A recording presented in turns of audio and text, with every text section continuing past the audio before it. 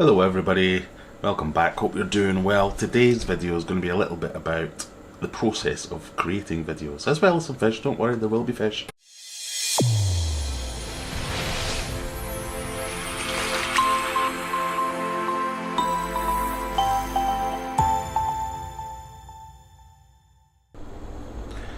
So I've been investing quite a bit recently to get the quality of the videos up. New camera, microphone, more microphones, gimbals, tripods, all the rest. And once I learn to use it all properly, I'm sure we will get the quality up. But it's taking me too long to process the videos and get them uploaded, so I need to find some way of improving the workflow. So that's what this video is going to be about. So the reason that this upsets me so much is because I work in IT. So I'm a solutions architect, technical delivery manager, essentially draw pictures of computers and systems and put them together and then send other people off to go and build. But my home machine is a complete embarrassment. I use Sony Vegas for my editing, and a 10-minute video there might take 3.5 hours to render, which is ridiculous. So the only options are to speed up your computer to make that faster. And to speed up your computer, you've got RAM, you've got CPU, and in the case of video editing, you've got graphics card, because some video editing programs can back off some of the processing to your graphics card. So up here is a screen grab of a little recording I did as a 30-second clip, ran it through Sony Vegas just to see how long it would take, and well, have a look up here. And this is the problem. This monstrosity is kind of like Frankenstein. It's built with parts of my last 4 or 5 computers. The motherboard's really old. It's got bits of RAM borrowed from one system, CPU borrowed from another, hard drives borrowed from another. But the main problem is the processor. It's a really old AMD processor. It's only dual core, not bad clock speed, but it's just lagging a little bit. So I've taken the plunge and get the best processor that I can physically fit in the socket that motherboard's got running. So I'm aiming for the best bang for your buck, if you like. So this particular one, it's an AM2/AM3 socket. I'm not going to bore you with the technical details, but essentially you Google what's the best that you can get for your money that will fit in your system. So I'm going to swap that out and see if we can't make it a bit better.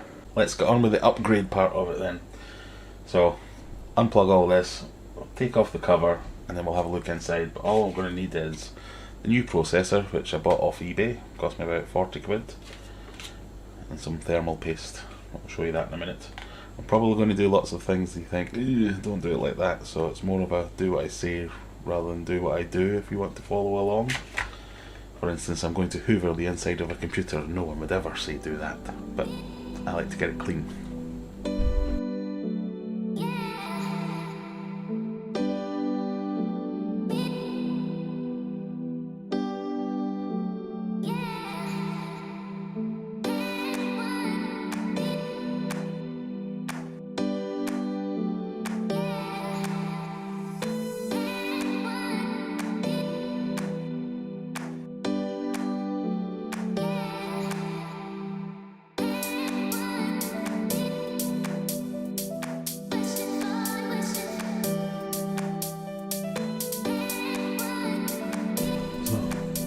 That's the gunk of the old thermal paste from the old one.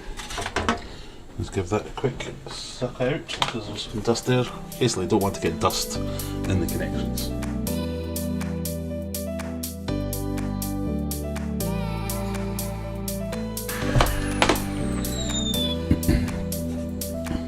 Little arm here. Just pull that up. That unlocks. And it should just pop out. So that's the old CPU, nothing wrong with it. Can use it in another build if I want to.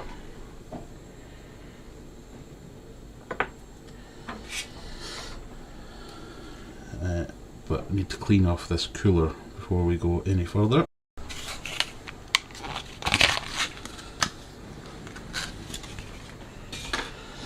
So obviously you can only upgrade to a new processor that the socket is the same. So this was the best that I could lay my hands on. So I've gone from an AMD Athlon 250 to a Phenom quad-core 950, which is pretty much better across the board. If you're interested, there's a little gold bit there which corresponds with a marking on the motherboard that shows you where to go. Slot straight in, bring the arm down, job done. Put some coolant, some thermal paste on there. I like to just do a few dots. This is just to make sure you get a good seal between that and the cooler. Some people say spread it all across, some people say use a tiny dot, some people say use a big dot. That's what I've always done, and it works, so I'm fine with it. I'll probably need to replace this cooler at some point because I think it's the original one that's a bit weak. But that just basically places on top of there. Push it down, and that clips in as well. Remembering to plug it back in.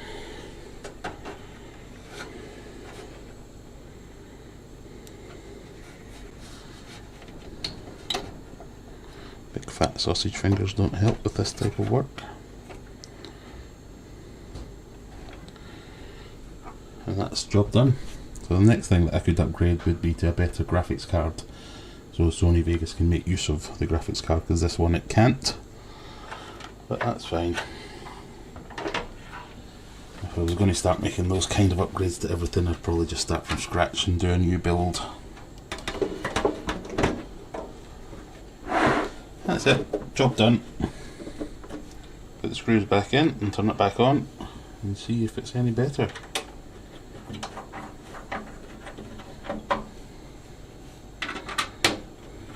Okay, so we're back up and running now. Let me just check.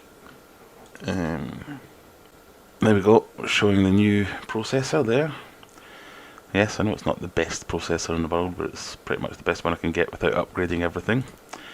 So I've got the same file in Sony Vegas again. Let's highlight the whole lot, and we shall render it as Bristlenose timelapse. And let's see how we do.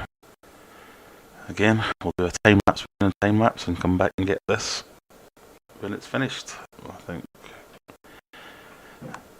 as long as we get under half an hour, we're looking good. There you go, 8 minutes 21. I was not expecting it to make that much of a difference. That is huge. But there you go, it just shows what you can do. That was a simple, fairly cheap and inexpensive upgrade done to the computer. I would highly recommend you look into it if it's something that's doing your head in. So I've now, that's only 30 seconds rendered in 8 minutes, is not lightning fast. But compared to 30 seconds rendered in 30 minutes or 40 minutes, that is a game changer. Now I will no longer have to leave my videos editing overnight. There you go, it's pretty dramatic. Basically it was taking me 3 days before, so it would take me a day to shoot it, a day to render it, and a day to upload it. Or overnight at least, because I've got to fit in work or my crappy internet connection or my crappy computer or whatever it may be. That's going to cut that down in half, which is brilliant, so you get more stuff from me. So that was just a little look around all the investments that I've made recently to try and get the video quality up, make my life a bit easier by getting the workflow a bit faster. And if any of it's any use to you at all, let me know in the comments what you think. If there's any other things I can do better. If you want to try it out, let me know. I can give you any advice that I can give you. Obviously it's not going to work for everyone. If you've got a laptop or something like that, it might not be as easy to upgrade the CPU. You might feel a bit daunted about doing it, but it's really simple, it's dead easy to do. Or you might already have the best processor that your particular motherboard can handle. But anyway, thanks for watching. Let me know what you think in the comments, and we'll finish off with that little clip that I was editing. You can have a look at it. Bye bye.